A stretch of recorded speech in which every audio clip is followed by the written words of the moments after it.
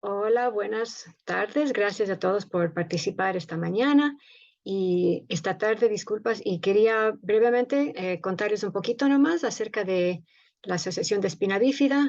Queremos dar muchas gracias a los patrocinadores de esta serie de charlas y cafecitos acerca de la espina bífida. Y hoy día vamos a estar conversando acerca de la función intestinal en adultos con espina bífida. Entonces, antes de comenzar, me gustaría que, por favor, nuestros presentadores se introduzcan. Buenas tardes.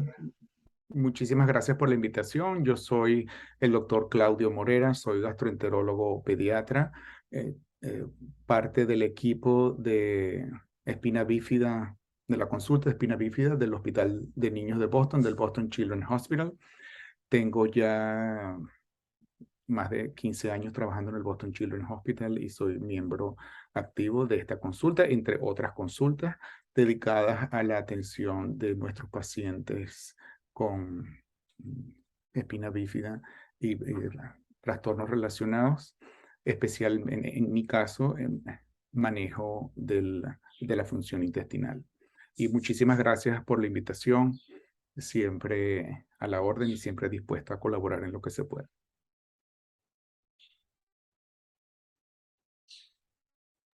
Gracias. Y Milton, ¿quieres presentarte también?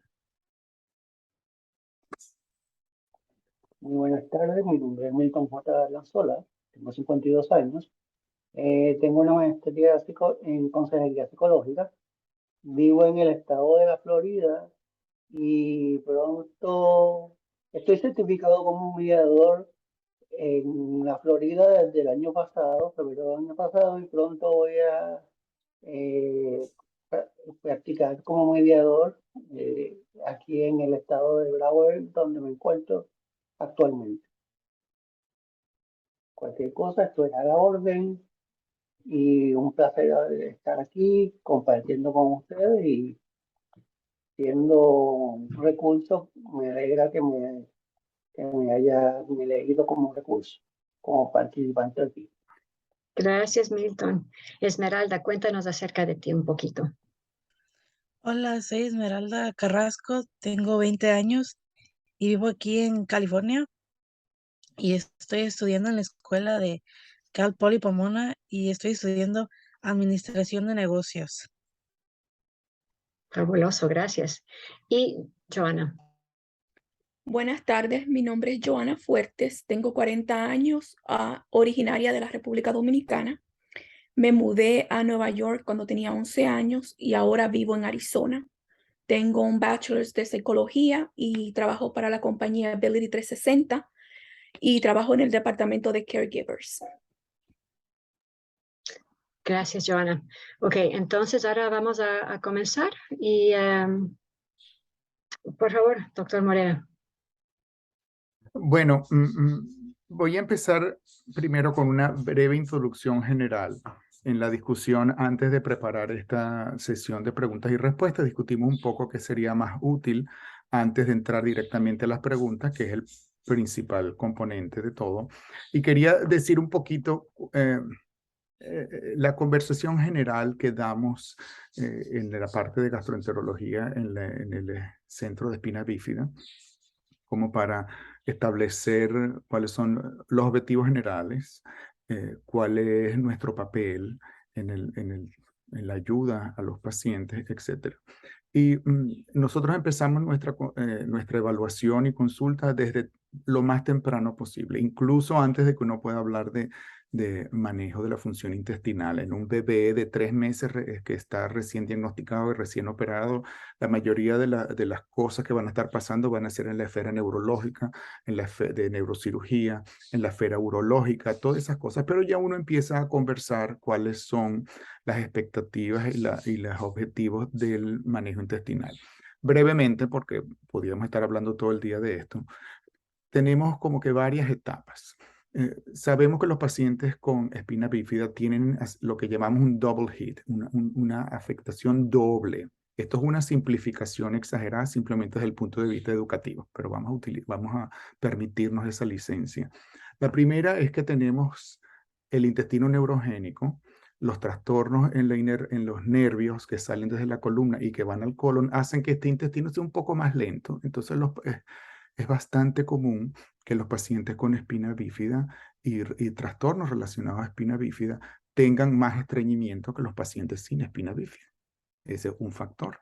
Y después el otro factor que afecta a la función defecatoria, es decir, al acto de evacuar y al acto de contener la evacuación, es la afectación de los músculos del piso de la pelvis, tanto desde el punto de vista de sensación de lo que se siente, como de la habilidad de controlar estos músculos.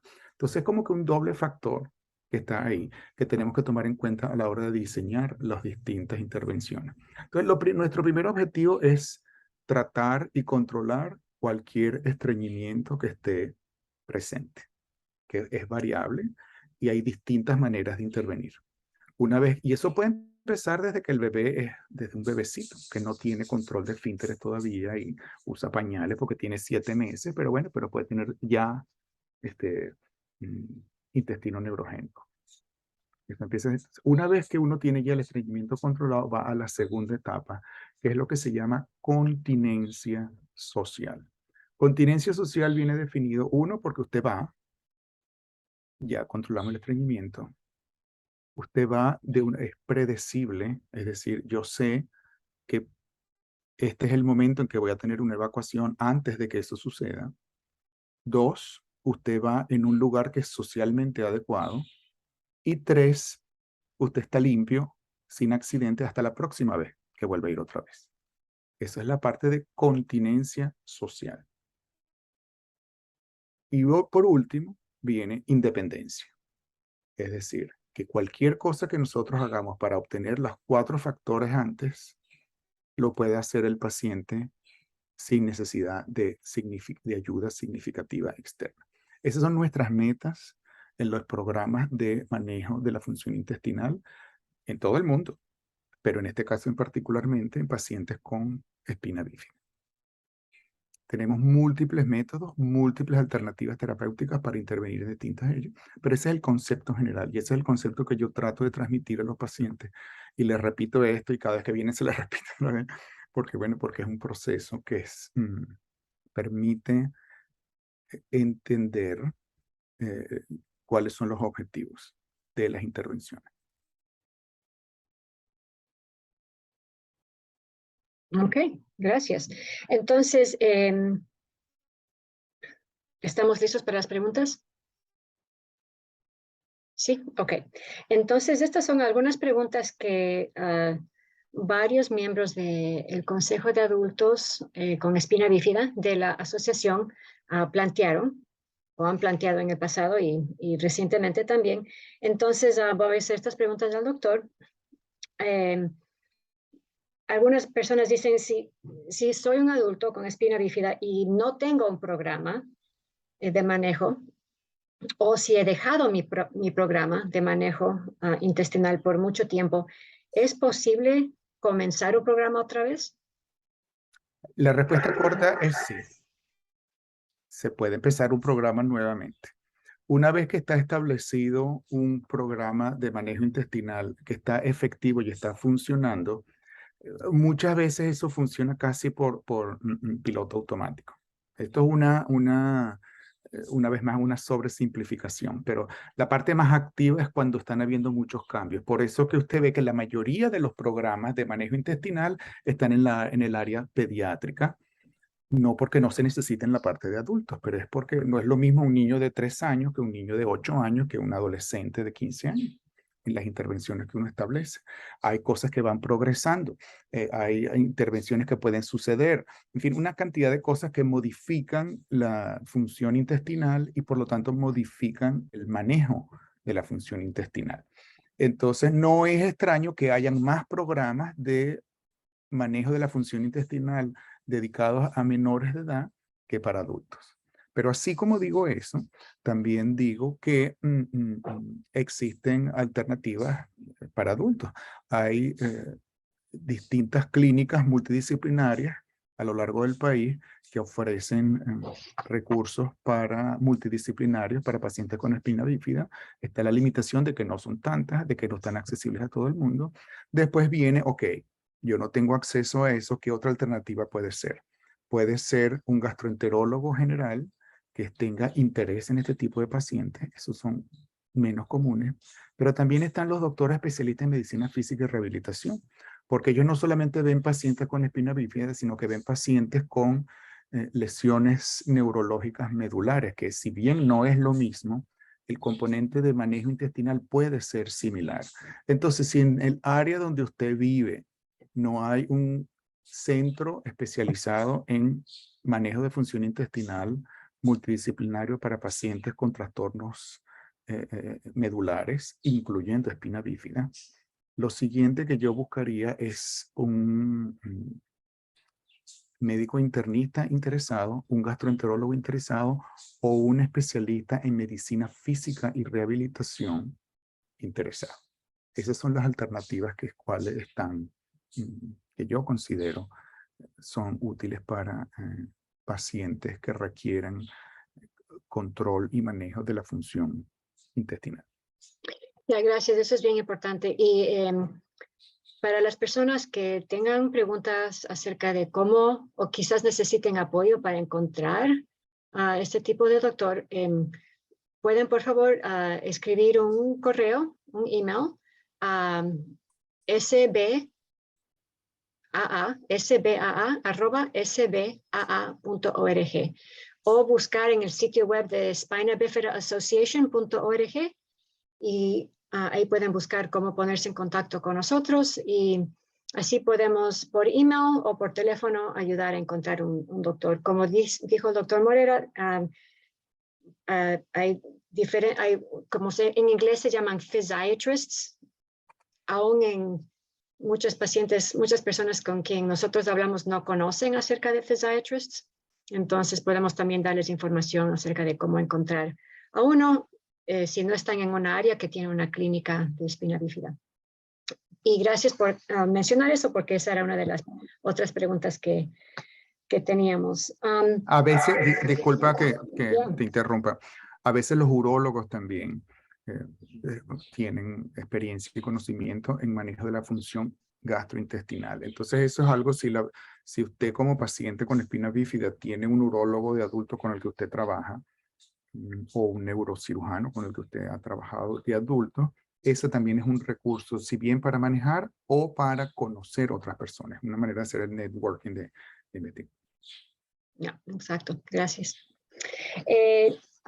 Entonces, ¿hay algún cambio en la dieta que uno debería hacer para ayudar con el manejo intestinal, con el control? Eso también es una pregunta que es un poco complicada. Lo ideal es una dieta balanceada. Los pacientes con espina bífida, existe una prevalencia de sobrepeso más alta que en los pacientes sin espina bífida. Eso es un hecho. Entonces, hay que tener un poquito más de conciencia en el sentido de hacer una dieta balanceada. Tratamos de evitar en general dietas que tengan una carga osmolar muy alta. ¿Qué quiere decir carga osmolar muy alta? Por ejemplo, mascar mucho chicle que tiene sorbitol. Eso puede aflojar mucho las evacuaciones y puede de alguna manera afectar su manera de evacuar, porque bueno, las evacuaciones son mucho más líquidas. O por ejemplo, una dieta que tenga alta en jugo o alta en bebidas deportivas. Entonces, todas esas cargas de azúcares refinados pueden producir evacuaciones un poco más flojas y afectan un poco. Pero por otro lado, usted quiere tener una cantidad de fibra adecuada en su dieta de manera de ayudar a la hora de las evacuaciones. Es importante mantenerse bien hidratado, no solamente por la parte gastrointestinal, sino por la parte urológica y renal también, estar seguro de que hay una buena producción de orina para no estresar nuestros riñones. Pero yo lo que diría más que todo es una dieta balanceada con un contenido de fibra adecuado. Usted no quiere restringir mucho la fibra, tampoco quiere hacer en exceso la fibra. Okay, en estos pacientes. Pero contestando la pregunta, no hay una dieta especial que esta es la dieta para pacientes con espina bífida para ayudar a las evacuaciones. Tratamos de evitar alimentos que produzcan mucho gas, alimentos que hagan aflojar mucho, pero al mismo tiempo no queremos utilizar alimentos que tranquen mucho. Eso se logra con una dieta balanceada, básicamente. Ok, gracias. Y ¿es posible saber la diferencia entre la diarrea y entre tener heces líquidas como resultado de un bloqueo? O sea, ¿cómo se da uno cuenta de la diferencia entre la diarrea y algo líquido? Esa es una muy buena pregunta porque incluso nosotros, los providers, los médicos y nurse practitioners y enfermeras, los trabajadores de salud, tenemos dificultad a veces en distinguir eso. A veces no es tan claro cuál es la diferencia y entonces ahí es cuando uno recomienda radiografías o un examen físico, en fin, una serie de cosas. En general, si si usted está evacuando todos los días, normal, bien sea por el método que usted está utilizando para producir evacuaciones y de repente empieza a hacer evacuaciones líquidas, pues lo más probable es que usted tenga una diarrea. Ahora, si usted no evacúa completo o su sistema de manejo de la función gastrointestinal es irregular o a veces tiene evacuaciones duras y a veces no tiene evacuaciones duras o tiene 3 días que no evacúa y ahorita está haciendo líquido, pues lo más probable es que puede ser que tenga lo que uno llama overflow, que es, tú sabes, sobrepaso de las evacuaciones líquidas alrededor de una impactación. Pero entonces uno contesta esa pregunta no necesariamente por la característica de la evacuación, sino por las otras cosas asociadas alrededor. Pero incluso a veces para nosotros es difícil hacer la diferencia y tenemos que recurrir a distintos métodos diagnósticos. Esa es una pregunta que no está en nuestra lista de preguntas, pero me hizo acuerdo. Algunas veces han habido dudas acerca de con qué frecuencia debe uno hacer y no sé cómo se dice en español, un clean out, o sea, un vaciamiento completo.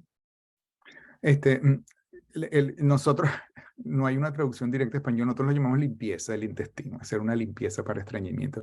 No hay una frecuencia determinada que uno diga cada 4 días, una vez al mes, no.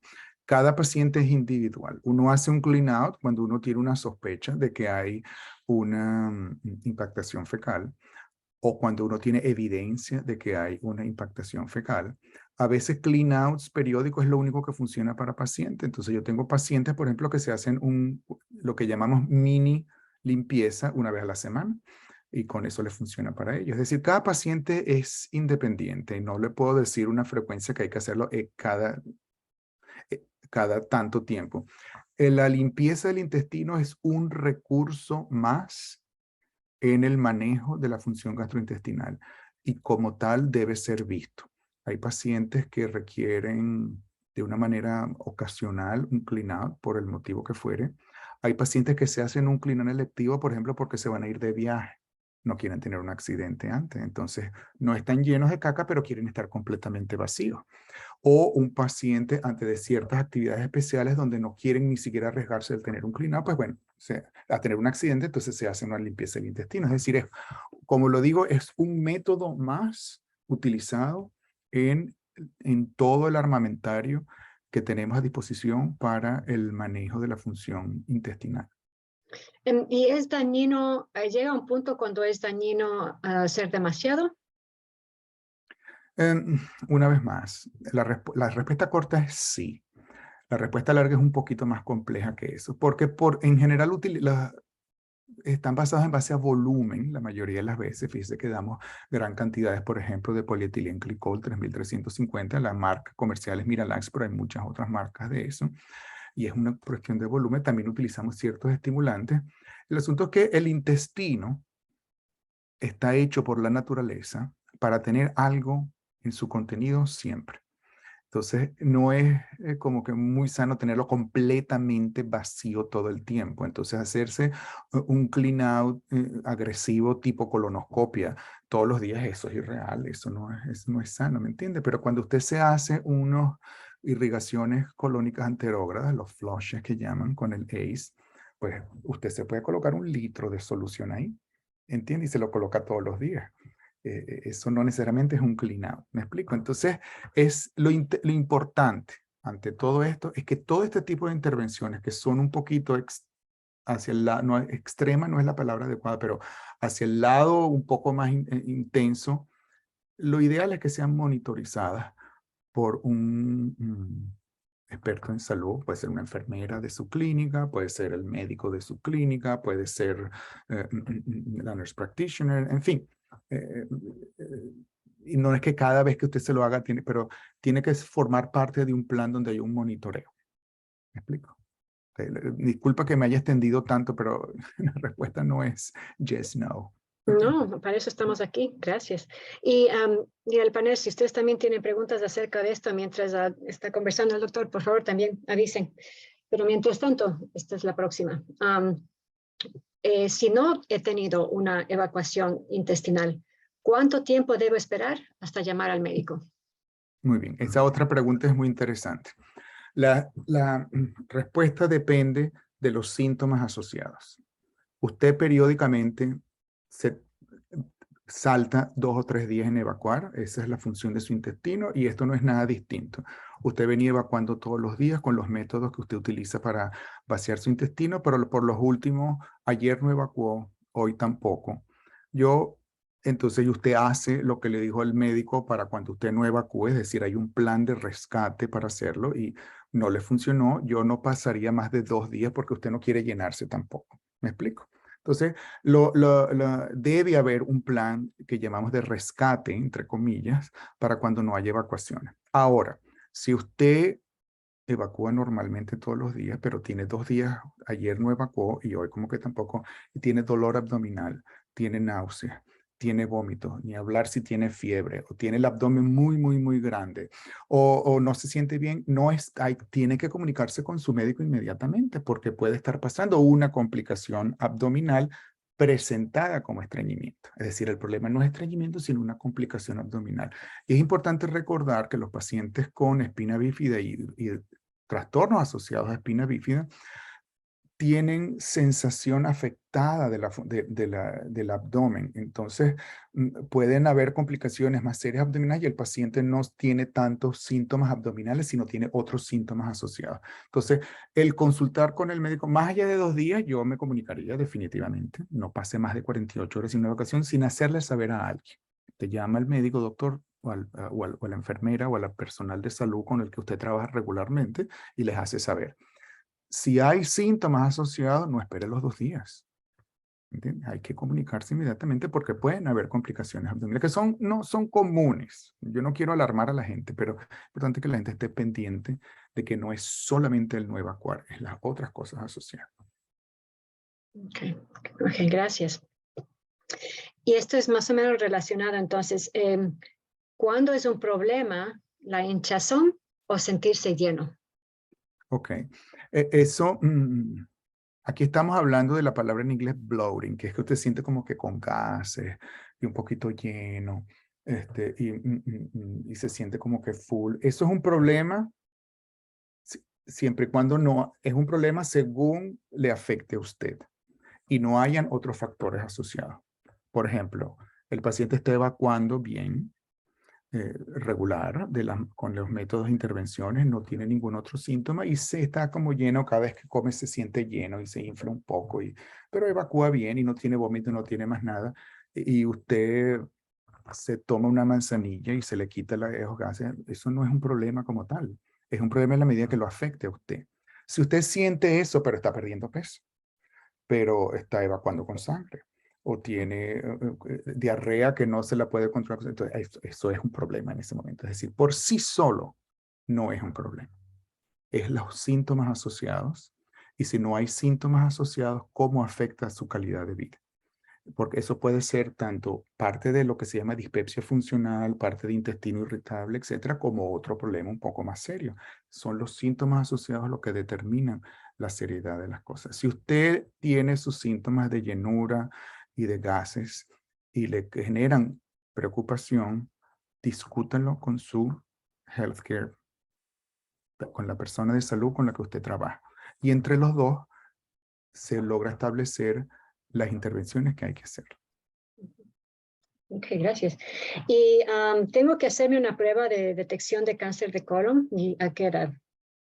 Los pacientes con espina bífida tienen el mismo riesgo que los pacientes sin espina bífida de hacer colon cáncer. El hecho de que tenga espina bífida no lo pone usted en más riesgo o en menos riesgo. Las recomendaciones actuales de la Academia Americana de Gastroenterología es que en pacientes con riesgo estándar hay que hacerse una colonoscopia cada 10 años a partir de los 45 años. Si usted tiene historia familiar de cáncer de colon temprano, o ni hablar si usted tiene un diagnóstico hecho de ciertas patologías, enfermedades que no vamos a discutir ahorita, que aumenten el riesgo de cáncer de colon o colitis ulcerosa, etcétera, pues bueno, tiene que empezar antes, pero espina bífida no tiene nada que ver con eso. ¿Ok? Es simplemente por ser un humano que tiene otro riesgo. ¿Y el estreñimiento puede causar infecciones de la vejiga? Una vez más, la respuesta corta es sí. Estreñimiento bien controlado no causa aumento de infecciones urinarias. Estreñimiento mal controlado puede ser. Y el motivo es variable. La mayoría de las veces es si hay una gran acumulación de heces en el recto que comprimen la vejiga y no le permiten que la vejiga se vacíe completamente, incluso con cateterización. Eso puede afectar porque no se vacía completamente. En el caso de las damas, si tienen incontinencia fecal y siempre tienen sus áreas genitales llenas de caca, pues por supuesto es lógico que puedan haber infecciones ascendentes. ¿Me explico? Entonces, estreñimiento bien controlado no aumenta el riesgo de infecciones urinarias. Estreñimiento mal controlado sí está asociado con un aumento del riesgo de infecciones urinarias. ¿Es usar un bidet igual que la irrigación que se usa para la limpieza? No. La irrigación que se utiliza para la limpieza es una cantidad de líquido que se coloca directamente dentro del colon, bien sea a través del ano con un enema o con un enema de retención tipo Peristeen o las otras alternativas, o por un enema anterógrado, y el bidet limpia por fuera. El bidet es una método que, por cierto, es muy útil. Permite una higiene del área perineal y perianal mucho más efectiva. Se adapta al excusado. ¿Me explico?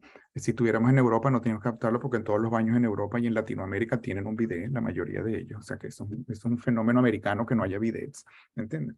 Pero en Europa, en la mayoría de los baños y en muchos países en Latinoamérica, el bidet forma parte del baño. No en todos, no quiero generalizar. Pero es un método muy útil que favorece independencia porque es muchísimo más fácil tener una limpieza del área perineal con el bidet. Pero es externo, eso no entra dentro del cuerpo. Son dos cosas completamente distintas. Gracias. ¿Y es posible prevenir el prolapso rectal? Esa es una pregunta difícil porque los pacientes con espina bífida pueden tener más prolapso rectal que los pacientes sin espina bífida. Y uno de los motivos es la función del piso de la pelvis. Si el piso de la pelvis tiene baja presión, es decir, es hipotónico, el control neurológico, y usted tiene un estreñimiento que no está bien controlado y tiene que pujar mucho, eso puede aumentar el riesgo de prolapso rectal. Prevenir es una palabra, es un strong word, es una palabra fuerte. Podemos tratar de reducir el riesgo de que se produzca controlando bien el estreñimiento, de manera que el paciente no necesite pujar durante mucho tiempo. Cuando se siente en el excusado, tener los pies bien apoyados y las rodillas más altas de la cadera, es decir, tratar de emular una posición en cuclillas, squatting position, una posición en cuclillas. Eso también ayuda a disminuir, o hacer las intervenciones de lavado en la cama, lo cual es menos que ideal, ¿me entiendes? Hacerlo, pero a veces es la única alternativa que tenemos. Eso puede disminuir las posibilidades de que se produzca un prolapso rectal, pero no los elimina completamente. Entonces, como le digo, prevenir es muy difícil decir sí prevenirlo, pero hay métodos que disminuyen la posibilidad de que se produzca. Yeah. Y lo que acaba de describir también, supongo que eso puede variar en cuanto a esos métodos de reducir los chances, dependiendo en la movilidad de la persona, ¿no? Porque hay diferentes grados de movilidad, ¿no? Correcto, eso es correcto. Entonces, en esos casos, ¿qué sería un buen lugar para preguntar, o qué sería un buen recurso para preguntar acerca de diferentes técnicas para poder hacer esa prevención, dado las habilidades o no habilidades de movilidad? Un plan de manejo de la función intestinal efectivo donde no hay estreñimiento significativo, donde se logra una evacuación del intestino eficaz y sin mayor dificultad, Gracias. va a reducir al mínimo las posibilidades, pero no las va a eliminar, porque si usted tiene un piso pélvico que es muy, muy hipotónico, donde también tiene afectación que normalmente va junto de su función de deambulación y de las piernas, etcétera. Ni hablar si hay otro tipo de malformaciones, pues eso también puede afectar un poco la capacidad del organismo de sostener el recto. Y se producen, a veces son prolapsos rectales muy leves, de fácil resolución, y no hay que hacer más nada, sino garantizar de que se evacúe bien. A veces hay que intervenir. Entonces, pero el asunto es que el único factor que lo produce no es la función intestinal. Hay otros factores que lamentablemente no podemos resolver, dada la condición de base. Okay. Gracias. Y bueno, y por último, se hizo la pregunta, ¿qué podemos hacer acerca de la flatulencia incontrolable? O sea, flatulencia que es independiente y no tiene nada que ver con la materia fecal. Sí, eso también es difícil, porque el problema aquí no es la cantidad de gases, es la incontinencia de los gases. Hay personas que tienen más gases, personas que tienen menos gases, pero de alguna manera esos gases se controlan. Ese no es el problema es la incontinencia de los gases. Y eso también es un problema que puede ser, es uno del contenido intestinal más difícil de controlar, incluso para personas sin los problemas de espina bífida. Personas adultas que tienen con el tiempo, se produce hipotonía en el piso pélvico, como los ancianos. Las señoras que han tenido partos vaginales, eso también afecta el tono del piso pélvico. Cirugías hemorroidales, todas esas cosas pueden afectar la habilidad de contener de una manera voluntaria y efectiva los gases. Podemos hacer intervenciones para reducir la cantidad de gases que se producen de manera de que haya menos eventos de incontinencia de gases. Dietas bajas en lo que uno llama, lo que tradicionalmente conocido como dietas bajas en FODMAP, que es un tipo de carbohidratos que hay en los vegetales, que no vamos a repetir ahorita, fructooligosacáridos y bla, bla, bla. Eso disminuye la cantidad de gases en la dieta porque tú baja uno los granos, baja cierta repollo, baja cebolla, baja alimentos que uno sabe que producen gases. Hay ciertas, por ejemplo, si el paciente tiene mucha ansiedad o mucho reflujo, eso aumenta los gases que tú tragas. Entonces, eso hay que atenderlo también. Hay veces que uno tiene que dar antibióticos para reducir la carga bacteriana y reducir la cantidad de gases. Entonces, eso con esas intervenciones uno reduce la cantidad de gases que se producen y después hay métodos que se pueden colocar. Hay ciertos pads o compresas de carbón activado que se utiliza cuando hay flatulencia, sobre todo de mal olor. ¿Me explico? Ayudan a predecir eso. Hay medicinas que utilizamos para reducir la cantidad de gases, como simeticona, que es el ventil que se utiliza en los bebecitos, también se utiliza en los adultos para reducir la cantidad de gases, pero nada de eso resuelve la incontinencia. ¿Me explico? Eso lo que ayuda es a reducir el número de oportunidades a que haya incontinencia. No sé si me explico en ese sentido, porque la incontinencia como tal es bastante difícil de eliminar. Y en este caso, cuando está hablando de incontinencia, ¿es la flatulencia o la incontinencia fecal? Estamos hablando de la incontinencia de los gases. De los gases, ok. En este caso. Ok, ya. Bueno, muchísimas gracias por eso. Y ahora tenemos unas preguntas también para el panel, pero por favor también, doctor, si usted quiere ofrecer sus opiniones aquí también. Primeramente, antes de comenzar con las preguntas, solamente quería decir que algunos miembros del Consejo de Adultos querían enviar este mensaje a otros adultos con espina bífida. Una persona que tiene unos más de 70 años, un señor con más de 70 años con espina bífida, dice que para él dice que nunca hay garantía de que no va a haber un accidente, ni siquiera para personas sin una discapacidad como espina bífida, y que una enfermera una vez le dijo a él que cualquier cosa le puede pasar a cualquiera en cualquier momento. Entonces, sin embargo, con una buena gestión o un buen manejo, los accidentes no deben ser frecuentes. También una mujer dijo que no se desanimen, no se desanimen si lo que está haciendo no está funcionando bien, porque algunas veces encontrar una rutina de manejo intestinal que funcione para uno mismo tiene mucho que ver con la práctica y también con hacer errores. Y también se mencionó acerca de, hay un grupo en Facebook, es un grupo en inglés que se llama Bowel Management for Spina Bifida. Es un grupo de familias y está administrado por una señora que es una mamá de un hijo con espina bífida que conoce mucho acerca del tema. Y nuevamente se llama Bowel Management for Spina Bifida, es en inglés. Pero si tienen ustedes cualquier pregunta en español, me pueden enviar a sbaa@sbaa.org.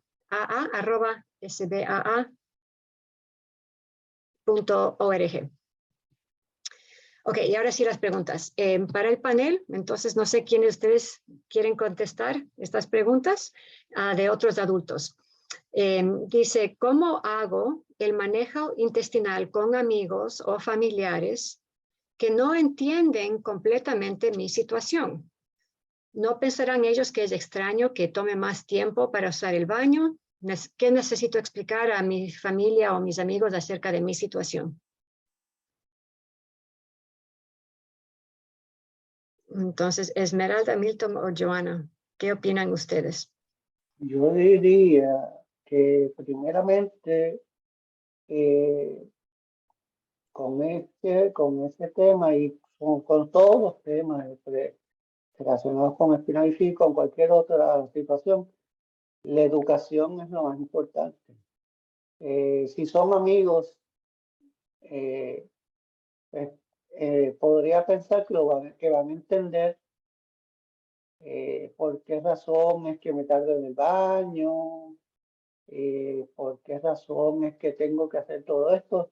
La educación, porque las personas con inteligencia, como cualquier persona que no tiene o que no está relacionado con ninguna persona que tenga espina bífida, no conoce sobre lo que es la espina bífida. De hecho, hay muchos doctores aquí mismo en la Florida, muchos doctores que no conocen lo que es espina bífida. Y bueno, pues con más razón una persona que no tiene la preparación de un médico, que no va a conocerlo. Pero si son amigos, son amistades o familiares, pues podría pensar que esa persona va a entender una vez se explique, se eduque, de por qué razón yo necesito tener no necesito estar más tiempo realizando esto para poder vaciar el intestino y educando a la persona, pues se hace mucho más fácil que la persona pueda entender.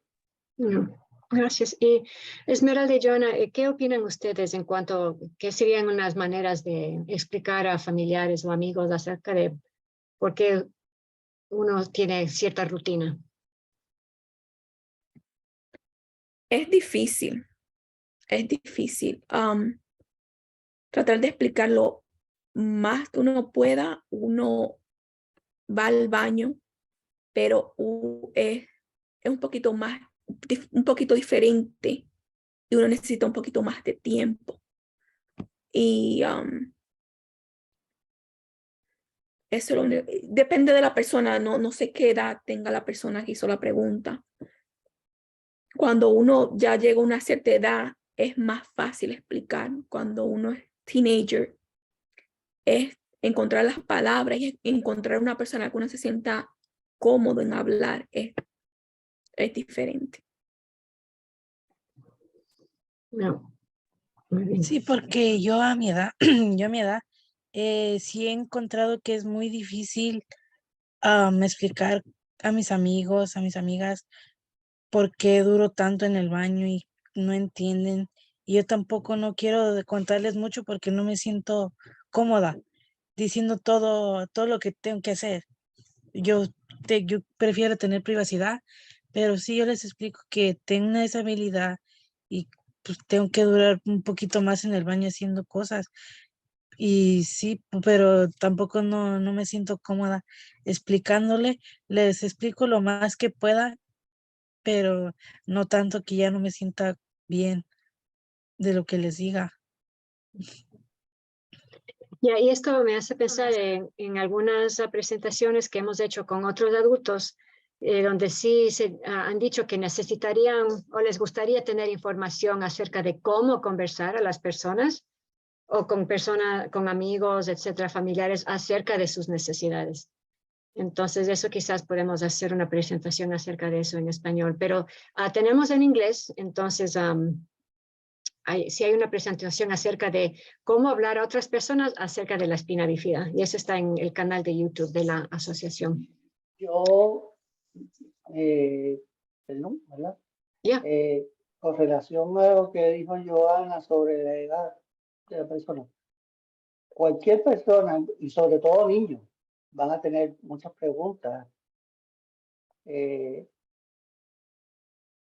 Yo lo que a los niños obviamente se les explica, pues obviamente hasta donde entiendan.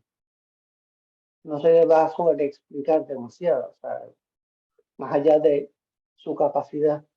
Pero el no explicarle tampoco no es una buena razón, no es una buena alternativa. Sí nos podemos sentir incómodos de que yo tenga que decir mis intimidades de cómo yo voy a ir al baño, cómo esta persona va al baño, pero si yo quiero o si cualquier persona quiere que una espina bífida, que se le acepte y se le entienda, me parece que hay que buscar la manera de hablarlo. Sí, perdón. Sí, y algunas veces han dicho otros adultos que, por ejemplo, que estabas diciendo tú, Esmeraldas, que no es necesario que tú no tienes ninguna obligación de decir detalles a tus amigos o tu familia que quizás no sea familia súper cercana, que no conoce tu situación. Tú no tienes ninguna obligación de dar los detalles, pero que sí es bueno simplemente explicar que tú necesitas más tiempo y Sí. ya.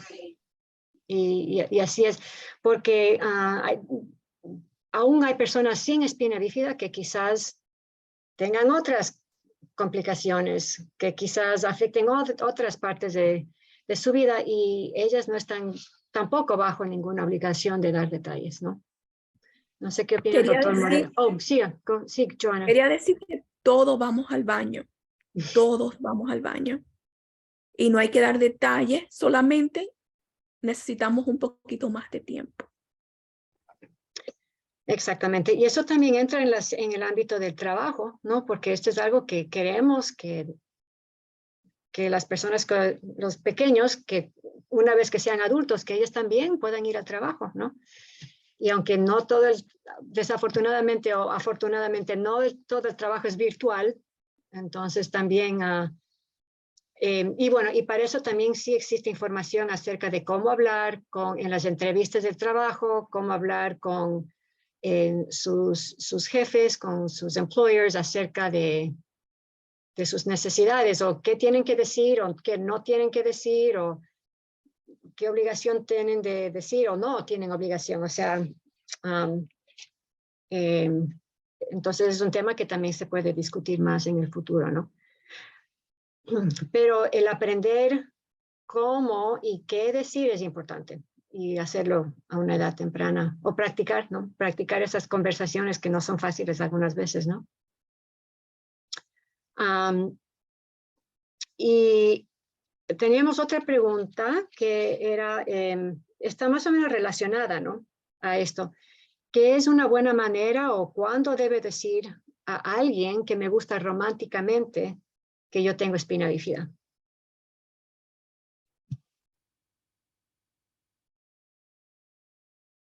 No, veo muchas sonrisas. Bueno,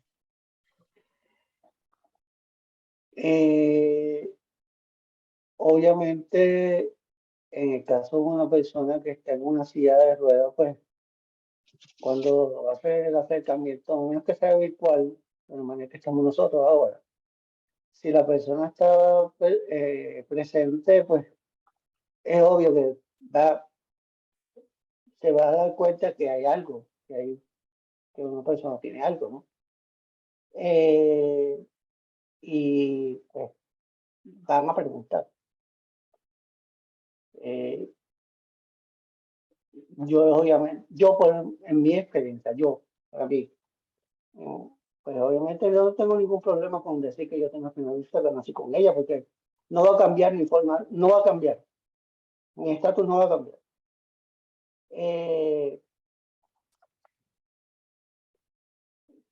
No veo ningún motivo por el cual yo tenga que aplazar el decir que tengo espina bífida cuando yo voy a hacer con una persona y es algo bien notable lo que yo tengo.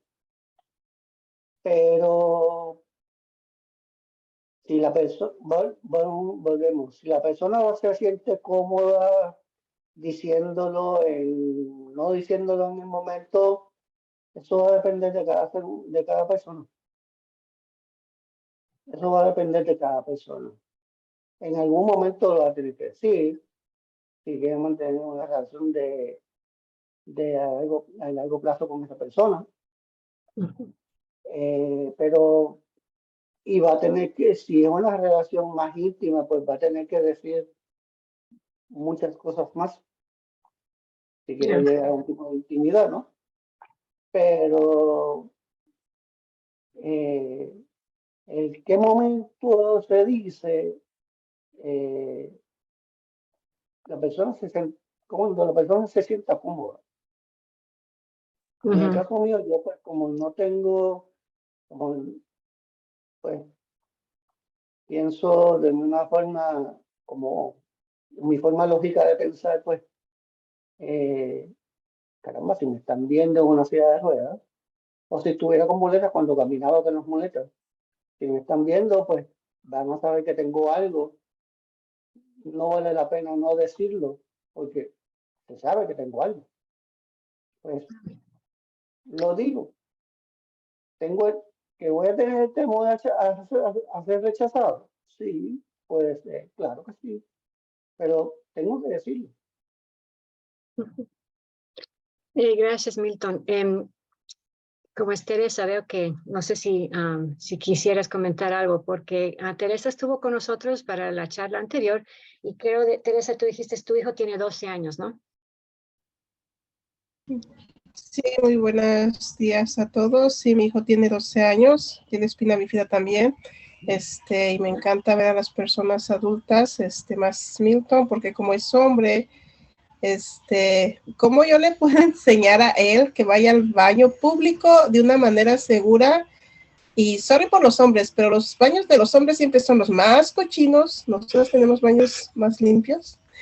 Y sí me preocupa su seguridad y la limpieza, porque en cierto punto, pues yo ya no voy a poder meter al baño de mujeres, ni yo voy a poder entrar al baño de hombres, ¿verdad? Gracias. Gracias. Bueno, esto dejo a ustedes. Por favor, ayuden a Teresa. Bueno, doctor, ¿usted quiere decir algo? Yo creo que yo tengo cosas que decir también, pero yo creo que la información va a venir mejor de ti, porque, ¿me entiendes? Tú has tenido que adaptarte a esa realidad creciendo con el challenge. Entonces, yo lo que voy a hacer es a complementar desde el punto de vista médico lo que tú puedas añadir con tu experiencia personal. Yo, en mi experiencia yendo al baño, pues obviamente sé que los baños pueden estar mojados. Vamos a empezar por lo físico. Cuando entra uno al baño, pues, en el baño de los hombres puede estar un piso mojado.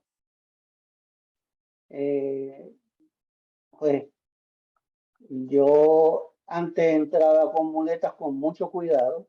Ahora pues, entro con mi silla de ruedas. De mi silla de ruedas yo no me voy a caer. Pues tengo esa libertad de moverme, ¿no? El inodoro pues puede estar sucio, pues lo limpio antes de usarlo bajo la cadena, porque hay muchas personas que no bajan la cadena después de salir del baño, que es una cosa completamente inentendible, pero pasa. Y pues puedo hacer lo que voy a hacer en ese baño, ¿no?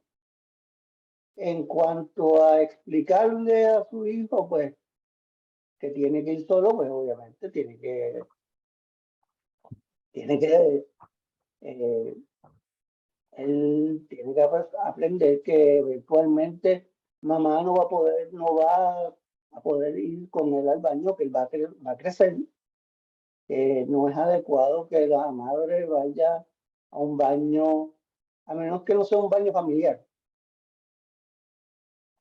Pero que la mamá no va a poder entrar a un baño de hombres porque la mamá no, para eso están los baños de mujeres, para que ella entre. Y tiene que eventualmente hacerlo de esa forma, con educación, y enseñarlo, ¿sí? De esa forma que tiene que hacerlo. Muy bien, gracias, Milton. Esto fue. Entonces, señora Teresa, lo que yo quiero añadir es que uno no puede hacer, tenga espina bífida o no, uno no puede hacer en la calle lo que no sabe hacer en su casa. ¿Me explico? Entonces, la gente que trabaja con terapia ocupacional, que básicamente terapia ocupacional lo enseña a usted a hacer funciones cotidianas, es práctica. Entonces, mi recomendación para usted es que usted practique en la casa con su hijo qué es lo que él tiene que hacer si él se ve en la necesidad de estar él solo en un baño. ¿Me explico? Es un challenge, es un reto, definitivamente, depende de la movilidad que tenga su hijo. Como Milton muy bien lo dijo, bien sea que use muletas, bien sea que use silla de ruedas. Si usa silla de ruedas, tiene que ser un baño accesible. Si no hay un baño accesible, pues es todavía más difícil todavía. En fin, hay una serie de factores que afectan la habilidad de su hijo de ir a un baño público. Pero pero digamos que eso está todo cubierto, que es un baño accesible y él puede entrar bien sea con su ayuda para caminar o con la silla de ruedas, y ya después viene el acto como tal de lo que es lo que va a hacer. Eso lo tiene que practicar en la casa. Él tiene que ser independiente en la casa antes de ser independiente en la calle, porque en la calle es todavía más difícil todavía. Entonces, un buen momento de empezar a practicar, una vez que usted tenga un régimen de hábito intestinal, que es de lo que yo puedo hablar, no le puedo hablar de la parte urinaria, pero ya establecido que esto es lo que sabemos que funciona, entonces los siguientes pasos es que él haga eso él solo, primero con supervisión, con ayuda suya, después con supervisión suya, y después con chequeo posterior suyo, hasta que ya usted no necesite chequear. ¿Entiende? Entonces, pero requiere de una práctica en la casa primero para que él lo pueda hacer. Y después, ¿qué es lo que tiene que hacer? Depende de cada paciente. Si el régimen que él utiliza en la casa para evacuar es, por ejemplo, él siente y él va y se sienta y hace, pues bueno, eso es lo que él tiene que practicar él solo. Entonces, probablemente lo que tenga que practicar él solo es la higiene después de evacuar. O él necesita colocarse un enema. Pues bueno, si tiene que colocarse un enema es un poco más difícil hacerlo en un baño público. pero a lo mejor, en fin, hay una serie de cosas. Practicar en la casa, sobre todo higiene. Si hay un accidente, cómo cambiarse. Ese tipo de cosas así, para eso se practica en la casa, tratando de replicar en la medida de lo que se pueda la situación que él vaya a tener en el baño público. Por ejemplo, si es cateterizarse en la escuela, por ejemplo, entonces uno recomienda usar el baño de la enfermera, que normalmente es mucho más limpio. Entonces al principio la enfermera ayuda y después promover que lo haga el paciente solo. En fin, es todo un proceso de transición. Pero el mensaje que yo quiero dar con todo esto también es que su hijo probablemente está yendo a un centro de salud donde hay una serie de especialistas que le ayudan a usted y a él en el manejo de continencia urinaria, de continencia de evacuación, etcétera. Discuta con ellos estos factores también. ¿Entiendes? Porque hay muchas veces que uno lo tiene pendiente como profesional, pero en el día a día de la consulta tuvo infección urinaria, puede ser que uno se le escape un poco esa cosa más a largo plazo. Discútela con ellos porque a lo mejor hay recursos locales de entrenamiento, de educación que la pueden ayudar a usted también en que su hijo obtenga esa independencia necesaria.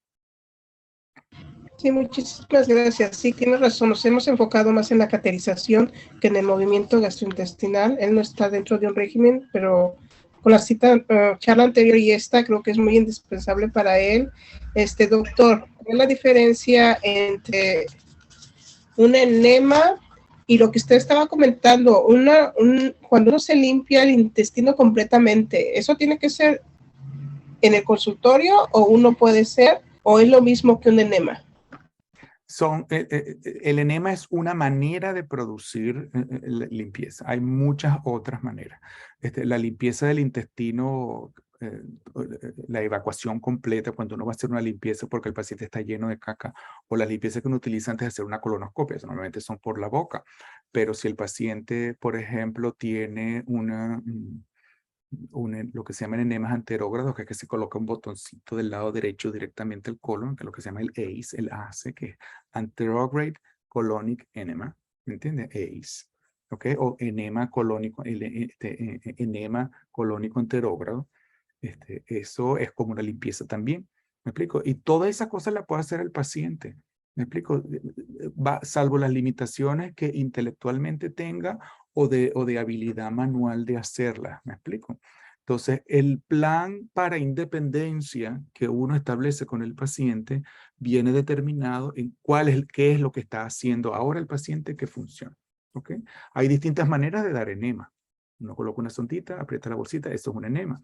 O hay colocar una sonda que tiene una bombita en la punta para que se quede en el sitio, por ejemplo. O está el enema de cono, que es como un taponcito que se... En fin, hay muchas maneras, pero enema es enema. Al final, enema es un lavado de líquido que se coloca dentro del colon, ya sea por abajo o por el cielo, para producir evacuación. Yo quiero aclarar, señora Tan, que en mi caso, a mí cuando yo era pequeño me entrenaron, en mi casa, mi familia, a ir al baño todas las mañanas. Por ende, yo por muchos años fui todas las mañanas. Y reciente, hace unos años para acá estoy yendo por las noches también. O sea, voy 2 veces al día. No tengo necesidad de ir tanto a evacuar en baños públicos. Lo he tenido que hacer para, por ejemplo, exámenes de laboratorio donde exigen una prueba discreta, pero no tengo necesidad de ir tanto a porque ya el régimen que me programaron desde pequeño, lo hago por la mañana y por la tarde, por la noche en mi casa.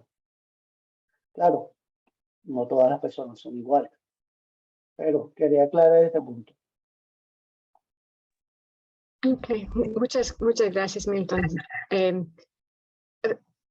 Bueno, ya hemos llegado a la hora. Teresa, si tú tenías otra pregunta, yo creo que ya te envié un email, me puedes hacer la pregunta por email y contestamos así, de esa manera. Entonces, quiero agradecer a todos. Muchísimas gracias, doctor Morera, por tanta información, por responder a tantas preguntas. También al panel por ofrecer sus experiencias y sus consejos. Y claro, este es un tema muy difícil, pero es un tema bien importante. Entonces, esperamos hacer más de este en el futuro. Y espero que puedan venir y compartir otra vez en otra charla. Entonces, quiero agradecer mucho. Con muchísimo gusto y gracias por la invitación. Gracias, que tengan una linda tarde. Chao. Gracias. Hasta luego, gracias.